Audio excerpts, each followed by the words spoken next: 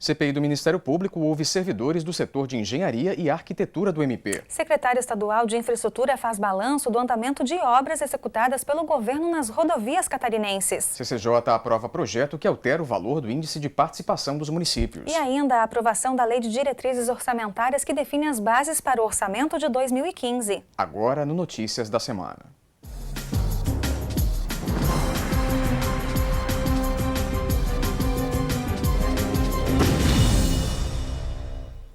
Deputados da Comissão de Constituição e Justiça aprovaram esta semana o projeto de lei que altera o valor do índice de participação dos municípios.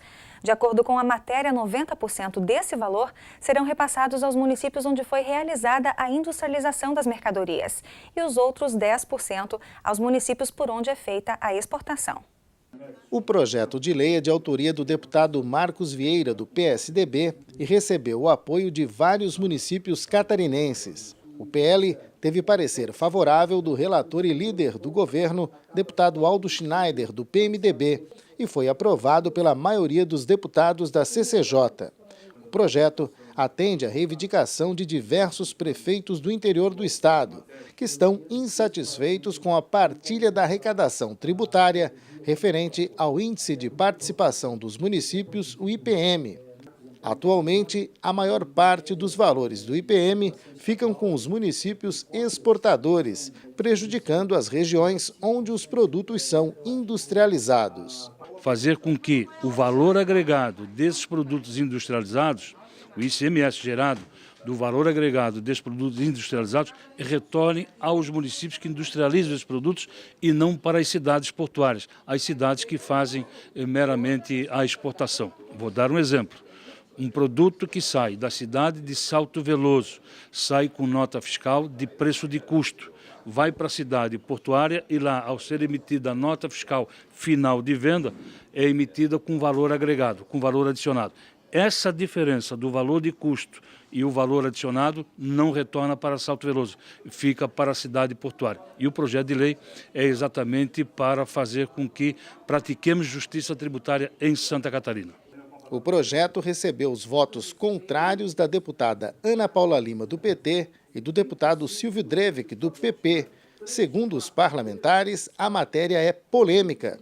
Se aprovado em plenário, o projeto de lei poderá prejudicar os municípios exportadores e portuários. Entretanto, é possível que haja uma compensação que distribua de forma compatível o valor arrecadado pelo Estado, tanto para os municípios exportadores como para os municípios produtores. Evidentemente que após a aprovação desta lei em plenário, e se passar em outras comissões, deverá sim o Poder Executivo examinar a compensação não só para esses municípios, mas para outros municípios que produzem matéria-prima e que servem para a indústria desses municípios. Já na Comissão de Finanças e Tributação, parlamentares receberam a visita do secretário de Estado da Infraestrutura, João Carlos Ecker. A pedido dos deputados do colegiado, ele veio esclarecer como está o andamento de algumas obras que vêm sendo executadas pelo governo em várias rodovias catarinenses. As informações prestadas pelo secretário de Infraestrutura atenderam a um requerimento feito pela deputada Luciane Carminati e Dirceu Dresch, ambos do PT, que pedia esclarecimentos sobre o andamento de algumas obras, a maioria na região oeste do estado. O secretário, durante a fala, destacou o trecho da SC 157, trecho que liga o Paraná à BR 282, que foi dividido em 3 etapas, que estão sendo realizadas separadamente e que, apesar do atraso, estão em andamento. O trecho da SC 283, que liga Itapiranga a Concórdia, que já teve 2 dos 5 lotes licitados, e o trecho que liga Jaborá à BR 153, uma obra internacional com recursos do BID, onde a empreiteira realizou apenas parte da obra, que na sequência teve rescisão contratual. Nós temos obras iniciadas e não estão mais andando, estão praticamente paradas. Isso trouxe mais risco para a população, porque se abriu valos, se abriu acostamentos que se transformaram numa grande arapuca, né, para a sociedade catarinense, especialmente aos motoristas, né, em várias rodovias, e as obras ou estão paradas, né? Ou estão paradas ou estão em andamento muito lento. São muitas obras pelo Estado, né? E nós procuramos, na medida do possível, dentro das condições que nós temos, das informações que nós temos, dar todas as informações que foram nos solicitadas. Alguma delas encaminharemos por escrito, até porque são muitas obras e muitas informações, e algumas até ficou para um posicionamento mais objetivo com relação àquilo que nos foi solicitado. Já no plenário da Assembleia, deputados aprovaram a Lei de Diretrizes Orçamentárias para 2015. A matéria define as bases para a elaboração do orçamento do Estado. A Lei de Diretrizes Orçamentárias é o principal projeto discutido nesta última semana, antes do recesso parlamentar de julho. As atividades parlamentares ficam suspensas entre 18 e 31 deste mês. E, de acordo com o regimento interno da Casa, o semestre legislativo não pode ser encerrado sem a aprovação do projeto de autoria do Executivo que estabelece a LDO. O texto, apreciado em plenário, incluiu 102 emendas provenientes das audiências públicas do orçamento regionalizado, 2 do próprio relator, o deputado Gilmar Knezzel, e outras 23 de origem parlamentar.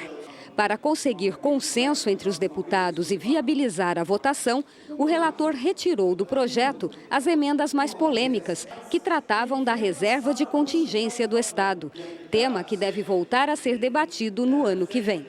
O projeto da Lei de Diretrizes Orçamentárias é enviado todos os anos pelo governo à Assembleia Legislativa até 8 meses antes do fim do exercício financeiro. A LDO estabelece as prioridades entre as ações previstas no Plano Plurianual e as orientações para a elaboração do orçamento anual. Na proposta também estão descritas as metas mais importantes que terão prioridade de execução. Como o debate do projeto foi intenso na Comissão de Finanças e Tributação, a aprovação em plenário foi rápida e sem polêmica. Eu tive que usar um critério. E o critério que utilizei foi todas as emendas que tivessem caráter estadualizado, que fossem políticas estaduais, eu acatei. Mas que tivesse aspecto regional ou local, eu entendi de que ficariam prejudicadas porque prevalece o conceito do orçamento regionalizado, principalmente de recuperação de novas rodovias, de contornos, enfim, políticas nesse sentido que foram as prioridades mais elencadas. Também, claro, na área de saúde, na área de educação, na área de segurança, também tivemos emendas regionais e que também foram incluídas. Também na semana que passou, parlamentares aprovaram a indicação do novo conselheiro do Tribunal de Contas do Estado. Os detalhes da votação você confere em instantes aqui no Notícias da Semana.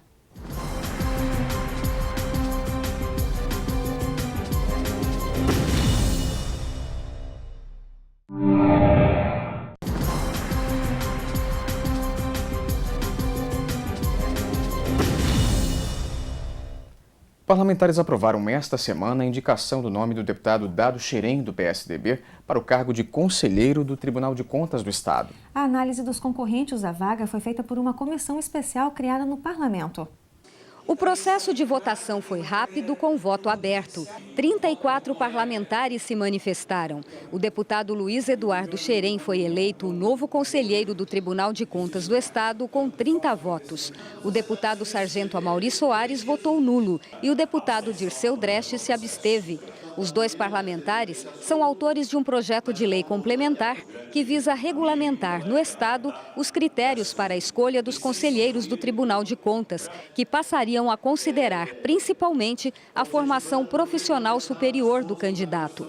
A deputada Luciane Carminati também se absteve e a deputada Ângela Albino optou por outro nome da lista de 31 candidatos. Logo após o final do processo de votação, a mesa expediu um decreto legislativo, aprovando o nome de Dado Xerém para o cargo.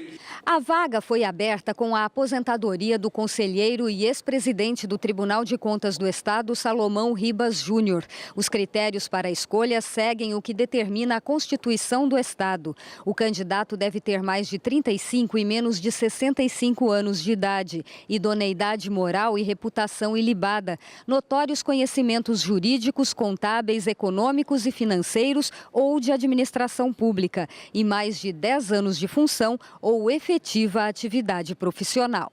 Luiz Eduardo Xerém tem 56 anos e é natural de Brusque. O parlamentar é formado em odontologia e tem 25 anos de vida pública. Em Balneário Camboriú, foi vereador, prefeito interino e várias vezes secretário municipal. No governo do estado, assumiu a pasta da saúde de 2007 a 2009 e está no 3º mandato como deputado estadual. Faço agradecimento de coração a todos e a todas que disseram sim ao voto para esse deputado e agradecer aí a maneira transparente como foi conduzido esse processo e aos demais também que se inscreveram na tarde de hoje. Muito obrigado. Deputados da CPI do Ministério Público que investigam a compra de um imóvel pelo MP com dispensa de licitação ouviram novos depoentes essa semana, entre eles servidores do setor de engenharia e arquitetura do órgão. A primeira testemunha a prestar depoimento foi o presidente do Conselho Regional dos Corretores de Imóveis em Santa Catarina, o CRECI, Carlos Josué Baimes. Foi um interrogatório rápido, com poucas informações. Questionado sobre a qualidade dos laudos elaborados por 4 corretores de imóveis da capital, que avaliaram o valor da negociação em andamento, o profissional alegou não conhecer os documentos.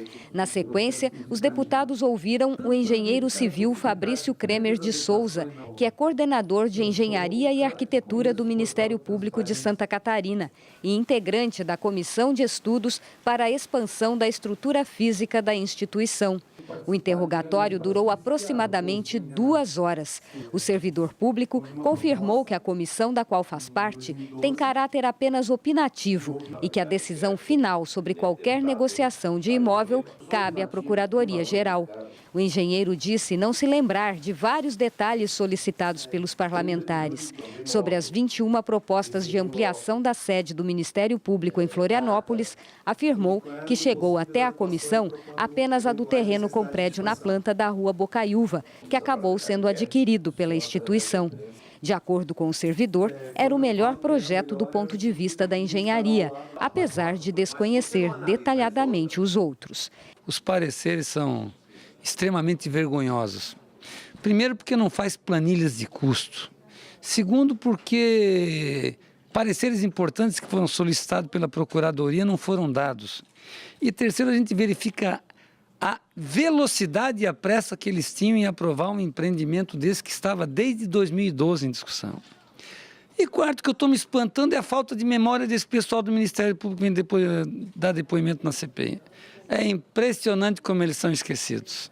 Porém, os documentos estão datados, com pareceres escritos, né? E um outro fato relevante é que a Coordenadoria de Engenharia não avaliou nenhuma outra proposta detalhadamente e o Ministério Público, no meu entendimento, não tem essa prerrogativa de gastar o dinheiro como quer, de acordo com a decisão do seu procurador, subprocurador e uma comissão de engenharia que eu vou sugerir que fechem, porque eu não sei para que serve. E a CPI voltou a se reunir nesta quarta-feira, desta vez para ouvir o chefe do setor de arquitetura do Ministério Público de Santa Catarina, Fabrício Almeida Coral. De acordo com o servidor, no departamento atuam 3 arquitetos e 8 engenheiros. Desde agosto do ano passado, ele faz parte da Comissão de Estudos para a Expansão da Estrutura Física da instituição e confirmou as informações prestadas na reunião anterior pelo coordenador de Engenharia e Arquitetura do Ministério Público. Disse que a comissão considerou a oferta do terreno da Rua Bocaiúva com prédio na planta a melhor opção de compra, já que fica ao lado de outro prédio da instituição.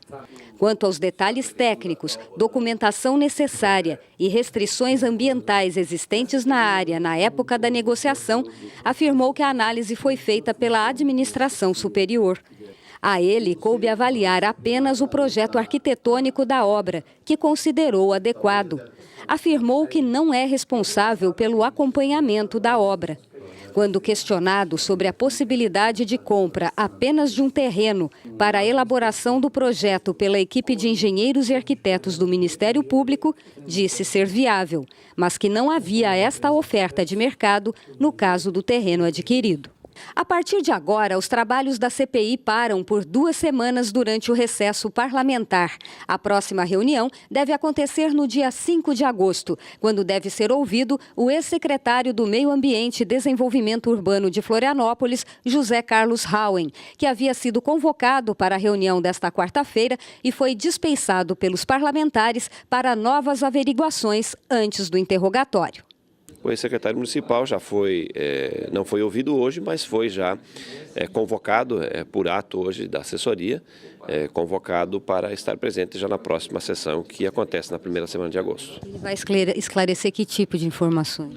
Olha, são várias, dentre elas a forma como foi autorizado através do Poder Público Municipal a construção, ou seja, concedida a licença para que aquele imóvel pudesse ser destinado a uma edificação. Então, esses questionamentos que hoje estão vagos na interpretação dos membros da comissão.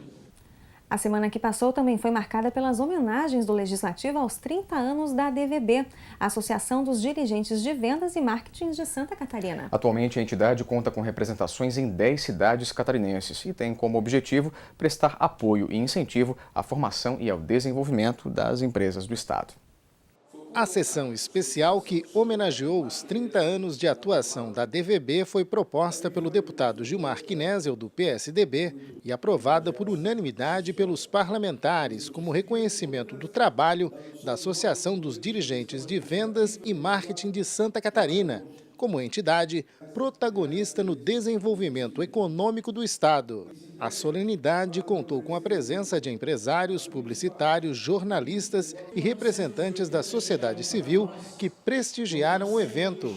A ADVB completa 3 décadas de uma trajetória reconhecida nacionalmente pela qualidade de inúmeras iniciativas, que tem como ponto forte a formação dos dirigentes e a troca de experiências entre o empresariado de Santa Catarina. Nós temos 3 pilares fundamentais que fundamentam o nosso trabalho: reconhecimento, relacionamento e capacitação. Na capacitação nós temos cursos de formação na área de marketing e vendas, com a SPM, com a Unisul. No relacionamento, nossos eventos que fazem relacionamento e aproximam empresas e pessoas. E no reconhecimento com nossos prêmios, tanto personalidade de vendas como top de marketing, por exemplo. Durante a sessão especial que aconteceu aqui no plenário da Assembleia Legislativa, foram homenageadas diversas personalidades ligadas ao marketing, à administração de empresas e à criação de marcas e produtos em Santa Catarina, além dos pioneiros, fundadores da ADVB no estado. O trabalho da ADVB ele está correspondendo à velocidade com que as coisas estão acontecendo.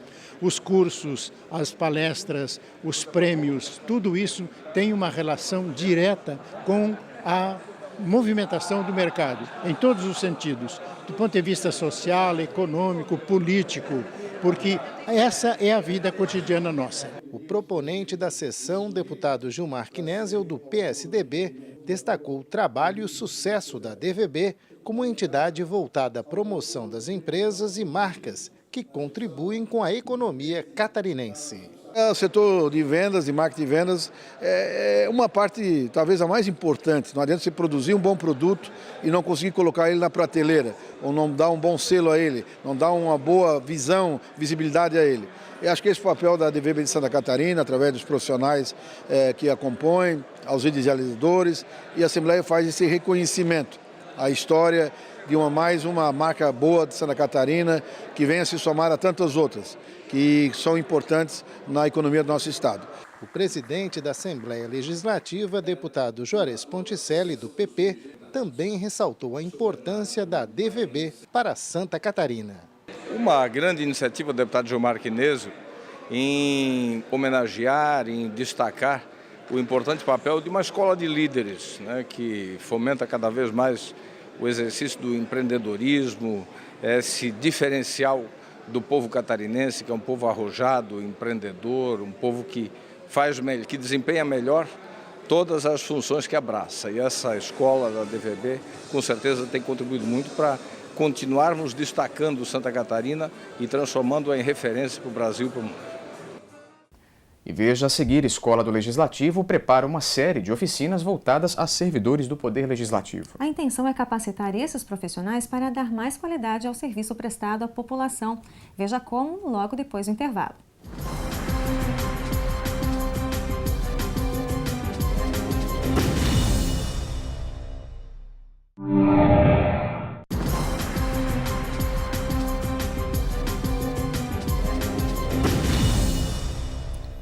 A Escola do Legislativo preparou uma série de oficinas voltadas a servidores do Poder Legislativo. A intenção é capacitar esses profissionais para dar mais qualidade ao serviço prestado à população. Uma das oficinas iniciadas foi a de elaboração de projetos para captação de recursos. O curso aborda desde fontes de financiamento até a estruturação dos projetos.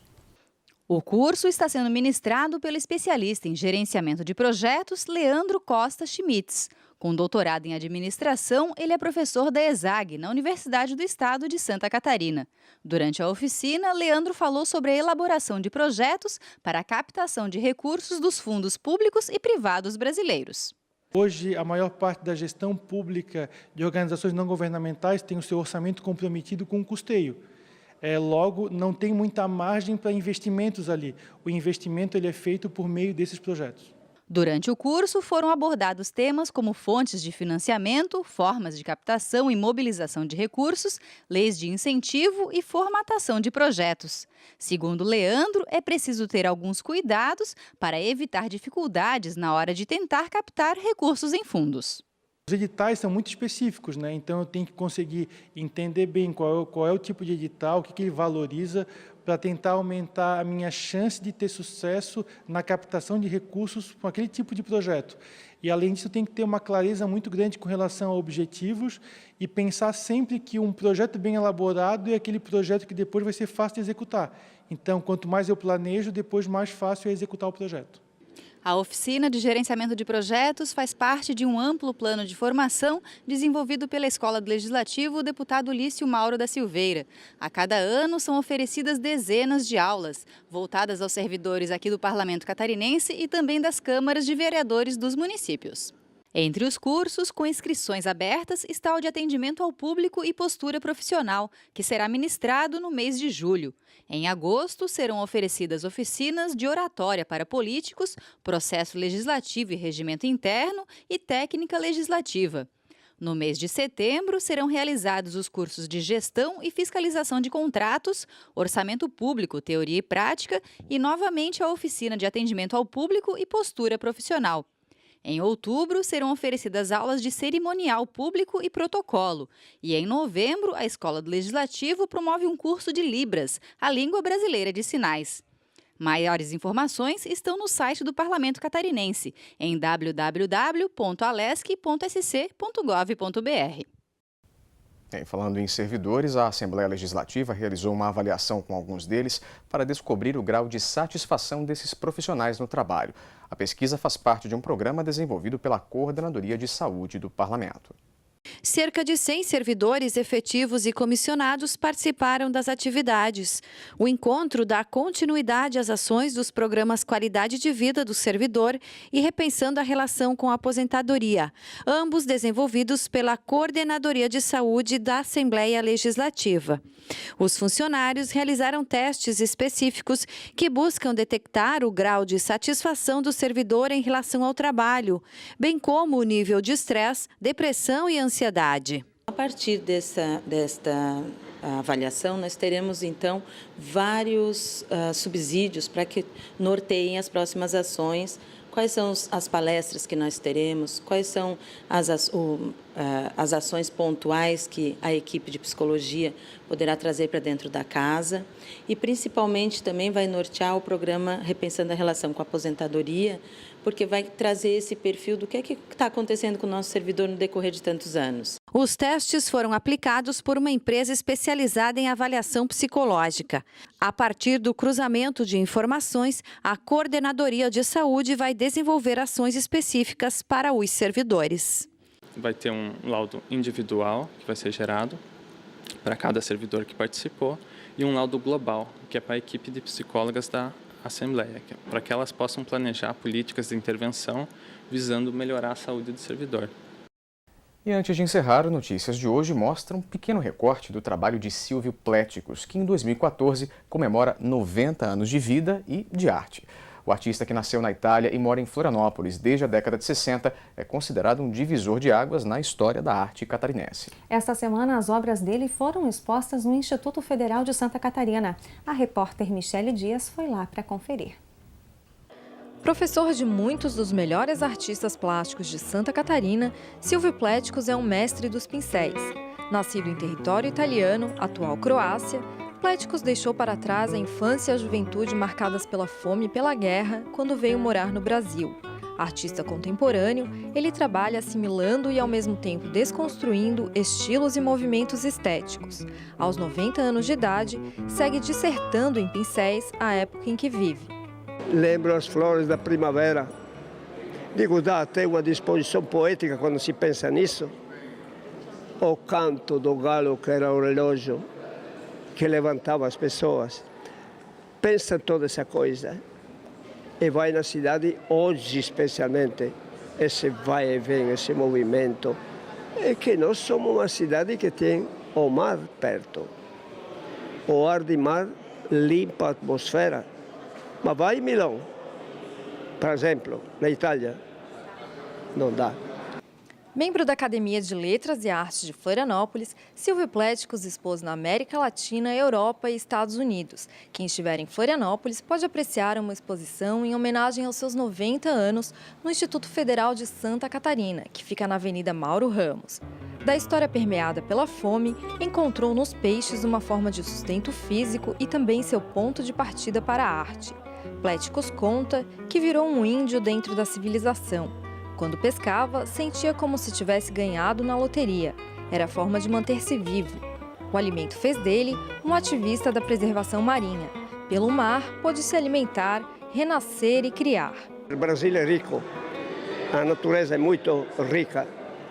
Na minha cidade milenária, mais de 3.000 anos, não era tão fácil assim. Mas o mar estava aí. E eu nadava, estava na água, chegava azul fora da água, criava o sistema com estelingue, flecha, era o rolo de aço dos colchões, endireitava, fazia ponta, preparava, adaptava as estelingues e embaixo da água fisgava o peixe e virei um índio dentro da civilização. E quando não tem inspiração para pintar, pensa no peixe. Do peixe, um prato, uma mesa, um vaso de flores, isso aqui amplia, sai o quadro na imaginação. E depois eu pinto o quadro segundo a minha época da vida.